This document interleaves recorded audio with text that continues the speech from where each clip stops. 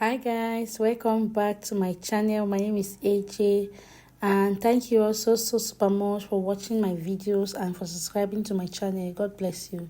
So join me, let's glam up this beautiful client of mine together. And also in today's video, I'll be sharing with you all ways in which you can stop your makeup from creasing, your under eye from creasing, and how to fix your foundation if it dries up pretty fast. So if you're interested, just keep on watching and please don't forget to hit the subscribe button, like, comment and share. So for every makeup, first thing first, always start by cleaning the face using micellar water and our wipe to make sure every hidden dirt is removed from the skin. You don't want to be building your makeup on dirt, right? So you have to cleanse your face so well to make sure your face is ready to accept the product. So next thing, since she's having an oily skin and she sweat a lot, after cleaning her face, I let it dry up. Then I go in with my CPD sweat and oil control. Guys, this works like magic. Like, I have an oily skin and each time since I started using this CPD sweat and oil control, my makeup, I don't sweat a lot. It's not like it stop you from sweating completely, no. It just reduce the rate at which you sweat and then reduce the rate at which your body releases oil, right? It controls the oil. So after that, I let it dry up. Then I go in with my moisturizer. After moisturizer, I went in with my mattifying primer. Then I set everything using my Kiss Beauty setting spray. After which, I go in with my foundation. So I use my Adventure foundation. After applying on her skin, I use my very soft and damp beauty sponge. Soft and damp means you should make it wet, but when you compress it, water should not come out from it, right? So I just blend everything so well and make sure everything is uniformly distributed all over her face, right? There's no harsh line, there's no crease formation. So after successfully applying your foundation, the next thing is to contour your face, right? You have to contour the face to make it look nice and you know how it looks, right? So you don't want your face to have just the same color from all over. It has to be section by section. So to contour the face, you have to start by contouring underneath the cheekbone, the temple. Yeah, can you see? Just if you don't know, try to estimate where I usually look at where my ear begins. Yeah, try to map that area. Come a bit downward. Then moving on to blush, I go in with this mixture of orange and red shade from my blush palette. So I just applied around the cheek, blending from the upper of the cheek, moving towards the temple. And after that, I use my Kiss Beauty setting spray to set, then let it to dry. Then I go in now with my Avon concealer. Yeah, so I just applied the concealer around the areas which I want to be highlighted. That's the under eye, the bridge of the nose, the forehead, the chin. So after applying it, I go in with my same beauty sponge, but this time I'm using the clean section. So when using your beauty sponge, right, you use one section for foundation, contour and blush, and then the other clean section, use it for concealer. The section for concealer, you don't use it for anything else before applying your concealer, right? You use it just for concealer so that it should not interfere with the concealer shade. You understand? So after that, I go in with my contour. I always leave out my nose contour because before contouring the nose, at least the nose needs to be highlighted first. So I always leave my nose contour and do it after applying my highlighter. So to contour the side of her nose, I just use my small fluffy brush, my dark shade, my foundation, which is 2 shades darker than her skin.